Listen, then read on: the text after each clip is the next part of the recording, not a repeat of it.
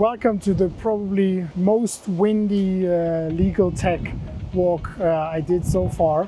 And now I want to talk a little bit about the API connector again and the power of connecting different tools with each other.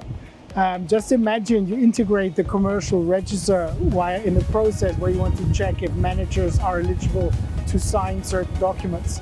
And then you can connect this automation with a SharePoint folder or with an Excel sheet. And that's actually the biggest power of automation, is connecting the different tools, the different data points you have in your processes. Because at the end, we lawyers tend to work with unstructured data, which is text. But we need to overcome this and need to work with more structured data.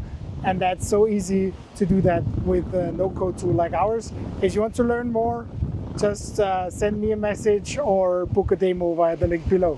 Ciao, ciao.